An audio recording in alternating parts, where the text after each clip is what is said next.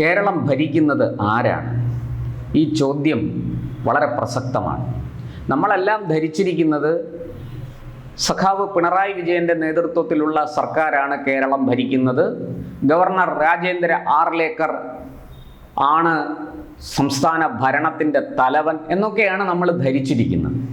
എന്നാൽ ഒരു സർവകലാശാലയിലെ രജിസ്ട്രാർക്ക് ഇതൊന്നും ബാധകമല്ല. മുഖ്യമന്ത്രി ബാധകമല്ല, ഗവർണർ ബാധകമല്ല, സർവകലാശാല നിയമങ്ങൾ ബാധകമല്ല, UGC ചട്ടങ്ങൾ ബാധകമല്ല, ഇതൊന്നും ബാധകമല്ല. സസ്പെൻഷനിലായ ഒരു രജിസ്ട്രാർ, അതായത് അന്വേഷണ വിധേയമായി ഒരു ആരോപണം നേരിട്ട് അന്വേഷണ വിധേയമായി സസ്പെൻഡ് ചെയ്യപ്പെട്ട് പുറത്തു നിൽക്കുന്ന ഒരു രജിസ്ട്രാർ സ്വയം റിലീവിംഗ് സർട്ടിഫിക്കറ്റ് തയ്യാറാക്കുന്നു. എന്നിട്ട് തൻ്റെ പഴയ ലാവണത്തിലേക്ക് മടങ്ങുന്നു. കേൾവിയുണ്ടോ ഇത് എവിടെയെങ്കിലും? ഈ കേരളത്തിലല്ലാതെ, കേരളം നമ്പർ 1, കേരളം 100% ലിറ്ററസി, ഇത് കേരളമാണ്. നിങ്ങൾ ഓർക്കണം എന്തൊക്കെ വായ്ത്താരികളാണ് ഇടുന്നത്. ആ കേരളത്തിലാണ് നിയമത്തിന് പുല്ലുവില. നിയമം മൂലം സ്ഥാപിതമായ ഭരണഘടനയുടെ അടിസ്ഥാന തത്വങ്ങൾ അനുസരിച്ച് രാഷ്ട്രം മുന്നോട്ട് പോയിക്കൊണ്ടിരിക്കുന്നു എന്ന് നമ്മൾ നാഴികയ്ക്ക് 40 വട്ടം പറയുമ്പോഴാണ് ഇവിടെ ഒരു സർവകലാശാലയിലെ രജിസ്ട്രാർ പദവി അലങ്കരിക്കുന്ന ഒരു പുങ്കവൻ, അലങ്കരിച്ചിരുന്ന ഒരു പുങ്കവൻ നിസ്സാരമായിട്ട് അതിനെയൊക്കെ വലിച്ചു കീറി താൻ പോരിമ കാണിച്ചുകൊണ്ടിരിക്കുന്നത്. കേരള സർവകലാശാലയുടെ സസ്പെൻഡ് ചെയ്യപ്പെട്ട രജിസ്ട്രാർ ഡോക്ടർ അനിൽകുമാർ ആണ് ഈ വിദ്വാൻ. അനിൽകുമാർ സസ്പെൻഡ് ചെയ്യപ്പെട്ട് പുറത്തു നിൽക്കുകയാണ്. സംസ്ഥാന സർക്കാർ ഗവർണറുമായിട്ട് സംസാരിച്ച് VC നിയമനത്തിൽ വിട്ടുവീഴ്ച ചെയ്ത് സാങ്കേതിക സർവകലാശാലയുടെ VC ആയി ഡോക്ടർ സിസ തോമസിനെയും അതുപോലെ ഡിജിറ്റൽ സർവകലാശാലയുടെ VC ആയിട്ട് ഡോക്ടർ സജി ഗോപിനാഥിനെയും നിയമിക്കാൻ തീരുമാനിച്ചു. ഉത്തരവൊക്കെ പുറത്തിറങ്ങി. ഗവർണർ അതിന് സമവായത്തിലെത്തി സർക്കാരുമായിട്ട്. സുപ്രീം കോടതിയെയും വിവരം അറിയിച്ചു. സുപ്രീം കോടതിയും അനുകൂലിച്ചു. അവിടെ ഈ രജിസ്ട്രാർ ആയിരുന്ന, കേരള സർവകലാശാലയുടെ രജിസ്ട്രാർ ആയിരുന്ന ഡോക്ടർ അനിൽകുമാറിന്റെ സസ്പെൻഷൻ കാര്യത്തിൽ ഒരു തീരുമാനവും എടുത്തില്ല. അനിൽകുമാറിനെ തിരിച്ച് പഴയ ലാവണത്തിലേക്ക് ശാസ്താംകോട്ട ദേവസ്വം ബോർഡ് കോളേജിന്റെ പ്രിൻസിപ്പളായിട്ട് തിരികെ കൊണ്ടുപോയിക്കൊള്ളാം എന്നാണ് അവിടെ മുഖ്യമന്ത്രി പറഞ്ഞത് എന്ന വിവരമാണ് പുറത്തു വന്നത്. എന്തായാലും ഒരു കാര്യം വ്യക്തമാണ്, ഡോക്ടർ അനിൽകുമാറിന്റെ സസ്പെൻഷൻ പിൻവലിച്ചിട്ടില്ല. കേരള സർവകലാശാലയുടെ VC ഡോക്ടർ മോഹൻ കുന്നുമ്മേൽ ഇത് സംബന്ധിച്ച് അന്വേഷണ റിപ്പോർട്ട് ഗവർണർക്ക് കൊടുത്ത് ഗവർണറുടെ നിർദ്ദേശം അനുസരിച്ച് വേണം VC രജിസ്ട്രാറുടെ സസ്പെൻഷൻ പിൻവലിക്കേണ്ടത്. അങ്ങനെ പിൻവലിച്ചിട്ടില്ല. എന്നാൽ ഈ രജിസ്ട്രാർ ചെയ്ത പണി സ്വയം ഒരു റിലീവിംഗ് സർട്ടിഫിക്കറ്റ് ഉണ്ടാക്കി. എവിടെ? കേരള സർവകലാശാലയിൽ നിന്നുള്ള വിടുതൽ സർട്ടിഫിക്കറ്റ്. എന്നിട്ട് രജിസ്ട്രാർ തന്നെ അതിൽ ഒപ്പുമിട്ടു. ഇട്ടതിന് ശേഷം നേരെ സർക്കാർ ഉത്തരവ്, സർക്കാർ ഈ ആളെ പിൻവലിക്കുന്നതായിട്ടും തിരിച്ച് ശാസ്താംകോട്ട കോളേജിൽ പ്രിൻസിപ്പളായിട്ട് പഴയ ലാവണത്തിലേക്ക് മടങ്ങാനുള്ള അനുമതി നൽകിക്കൊണ്ടുള്ള ഉത്തരവൊക്കെ സർക്കാർ പുറത്തിറക്കി. പക്ഷെ ആ ഉത്തരവ് പ്രാബല്യത്തിൽ വരണമെങ്കിൽ രജിസ്ട്രാറുടെ സസ്പെൻഷൻ പിൻവലിക്കപ്പെടണം. അത് പിൻവലിച്ചിട്ടില്ല.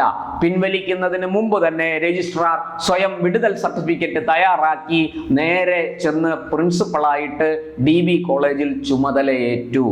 ഈ തീക്കട്ടയിൽ ഉറുമ്പരിക്കുക എന്നൊക്കെ നമ്മൾ കേട്ടിട്ടുണ്ട്. ഇവിടെ അതല്ലേ സംഭവിച്ചിരിക്കുന്നത്? തീക്കൊള്ളിയെടുത്ത് തലചൊറിഞ്ഞിരിക്കുകയല്ലേ ഡോക്ടർ അനിൽകുമാർ? ഈ ഗവർണറെയും സർവകലാശാലയുടെ VCയെയും ഒക്കെ നോക്കുകുത്തിയാക്കിക്കൊണ്ട് ആണോ രജിസ്ട്രാർ, സസ്പെൻഡ് ചെയ്യപ്പെട്ട അധികാരമില്ലാത്ത രജിസ്ട്രാർ പെരുമാറേണ്ടത്? അത് കയ്യും കെട്ടി യെസ് വെച്ചു കൊടുക്കാൻ ഒരു സർക്കാർ, ഇതെവിടത്തെ ന്യായം? ഉടയോനെ പിടിച്ചു കിട്ടുന്ന കാലം എന്നൊക്കെ നമ്മൾ പഴഞ്ചൊല്ലി കേട്ടിട്ടുണ്ട്. അക്ഷരാർത്ഥത്തിൽ അത് നടക്കുകയാണ്. ഗവർണർക്ക് മുകളിലാണ് സസ്പെൻഡ് ചെയ്യപ്പെട്ട ഈ രജിസ്ട്രാർ. ചോദിക്കാനും പറയാനും ഒന്നും ഇവിടെ ആരുമില്ല. പിണറായി സഖാവിന്റെ ഭരണമാണ്, ഇരട്ടച്ചങ്കന്റെ ഭരണമാണ്, കാരണഭൂതന്റെ ഭരണമാണ്. അതുകൊണ്ട് ഇവിടെ ഇങ്ങനെയൊക്കെ നടക്കും. കേരളം നമ്പർ 1 ആണ്. 100% സാക്ഷരതയുണ്ട് കേരളത്തിൽ. കേരളം ഭരിക്കുന്നത് ഇടതുപക്ഷമാണ്. അതുകൊണ്ട് കേരളത്തിൽ ഇങ്ങനെയൊക്കെ സംഭവിക്കും. ഗവർണർ വേണമെങ്കിൽ അനുസരിച്ചു കൊള്ളുക. ഇതാണോ നയം? ഇതാണോ ഇടതു സർക്കാരിന്റെ മുഖമുദ്ര? ഇതാണോ, ഇങ്ങനെയാണോ ഒരു ജനാധിപത്യ ഫെഡറൽ സംവിധാനത്തിൽ ഒരു സംസ്ഥാന സർക്കാർ പെരുമാറേണ്ടത്? ഇത് ആര്, എങ്ങനെ, എപ്പോൾ, എന്ത് നിർദ്ദേശം കൊടുത്തിട്ടാണ് ഈ രജിസ്ട്രാർ ഇങ്ങനെ പെരുമാറിയത്? ഈ ചോദ്യങ്ങൾക്കൊന്നും ഒരു ഉത്തരവും പറയാനില്ല. എന്തായാലും രജിസ്ട്രാറുടെ തിരിച്ച് DB കോളേജിലേക്കുള്ള പ്രവേശനം അനിശ്ചിതത്വത്തിലാണ് എന്ന കാര്യം തീർച്ചയാണ്. ഇത് സംബന്ധിച്ച് കൃത്യമായിട്ട് വൈസ് ചാൻസലറും ചാൻസലർ കൂടിയായ ഗവർണറും ഒരു തീരുമാനമെടുക്കുമെന്നുള്ള കാര്യം ഉറപ്പാണ്. ഗവർണറെ പുച്ഛിച്ചുകൊണ്ട്, ഗവർണറുടെ മുഖത്ത് കാർക്കിച്ചു തുപ്പുന്ന തരത്തിൽ ഇത്തരത്തിൽ പ്രവർത്തിക്കുന്ന ഉദ്യോഗസ്ഥനെ നിലയ്ക്ക് നിർത്തേണ്ടത് തന്നെയാണ്. അതാണ് ജനാധിപത്യത്തിന്റെ ശക്തി. ആ ശക്തി എന്താണെന്ന് ഈ ഉദ്യോഗസ്ഥന് കാണിച്ചു കൊടുക്കണം എന്ന ആവശ്യവും പല കോണുകളിൽ നിന്ന് ഉയരുന്നുണ്ട്. എന്തായാലും ഒരു കാര്യം വ്യക്തമാണ്, ഗവർണർ ഇക്കാര്യത്തിൽ ഒരു തീരുമാനമെടുക്കും.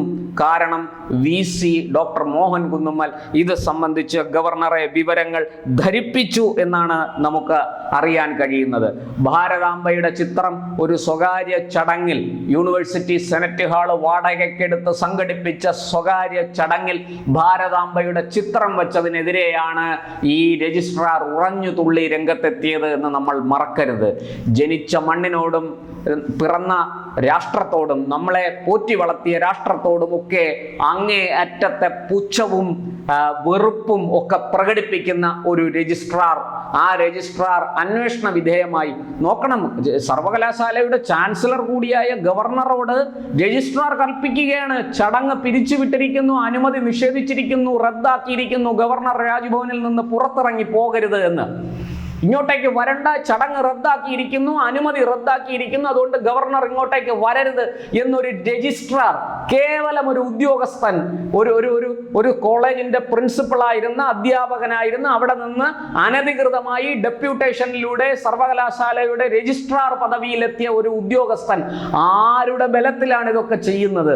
ഗവർണർ പദവി വെറും ഒരു അലങ്കാരമല്ലെന്ന് അനിൽകുമാറിന് ഇത്രയായിട്ടും മനസ്സിലായിട്ടില്ല എന്നാണ് എനിക്ക് തോന്നുന്നത്. എന്തായാലും ഗവർണർ ഇക്കാര്യത്തിൽ ശക്തമായ നടപടി സ്വീകരിക്കുമെന്ന് നമുക്ക് കരുതാം. ഗവർണർ ഈ പറയുന്നത് പോലെ VCയുടെ റിപ്പോർട്ട് അനുസരിച്ച് ശക്തമായ നടപടി സ്വീകരിക്കുകയും രജിസ്ട്രാർക്ക് ജനാധിപത്യത്തിന്റെ ഫെഡറൽ സംവിധാനത്തിന്റെ ശക്തി എന്താണെന്ന് ബോധ്യപ്പെടുത്തി കൊടുക്കണം. അത് കേവലം ഈ രജിസ്ട്രാർക്ക് മാത്രമല്ല ബോധ്യപ്പെടേണ്ടത്, അത് സംസ്ഥാന സർക്കാരിനും, അത് ആ സർക്കാരിനെ നയിക്കുന്ന, അതിന്റെ തലപ്പത്തിരുന്ന് ഭരിക്കുന്ന CPMകാർക്കും കുട്ടി സഖാക്കളായ SFIക്കാർക്കും അത് ബോധ്യപ്പെടണം. അങ്ങനെ ബോധ്യം വരുത്തുന്ന ബോധ്യപ്പെടുന്ന ഒരു നടപടി ഗവർണറുടെ ഭാഗത്ത് നിന്ന് ഉണ്ടാകണം എന്നാണ് ജനാധിപത്യ വിശ്വാസികൾ ആഗ്രഹിക്കുന്നത്. അല്ലാതെ ഈ സർവകലാശാല ഏതെങ്കിലും ഒരു രജിസ്ട്രാർക്ക് തീറെഴുതി കൊടുത്ത മാതിരി പെരുമാറാനുള്ളതല്ല. ഇക്കാര്യത്തെക്കുറിച്ച് കൃത്യമായിട്ട് അനിൽകുമാറിന്റെ ഈ പ്രിൻസിപ്പളായി ചുമതലയേൽക്കുന്ന നടപടി ചോദ്യം ചെയ്തുകൊണ്ട് അതിന് അനുമതിയില്ലെന്ന് കാട്ടി സർവകലാശാലയിൽ നിന്ന് കൃത്യമായ എഴുത്തുകുത്തുകൾ നടന്നിട്ടുണ്ട്, രേഖാമൂലം അത് കോളേജിനെ അറിയിച്ചിട്ടുണ്ട് എന്നൊക്കെയാണ് ഞാൻ മനസ്സിലാക്കുന്നത്.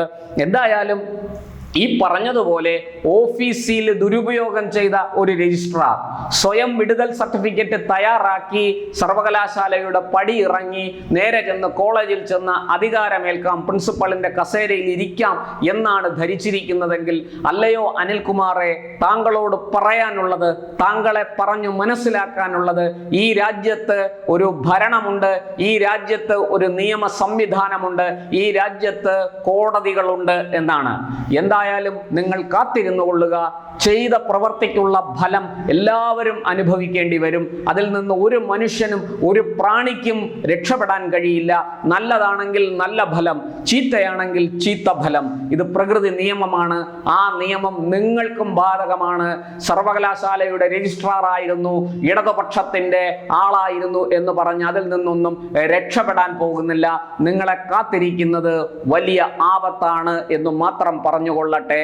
ഈ പറഞ്ഞതുപോലെ ഗവർണറുടെ ഓഫീസിൽ നിന്ന്, സർവകലാശാലയുടെ ചാൻസലറിൽ നിന്ന് കർശനമായ നിയമ നടപടി നിങ്ങൾക്ക് നേരെ ഉണ്ടാകുമെന്ന പ്രതീക്ഷയിലാണ് ജനാധിപത്യ വിശ്വാസികൾ.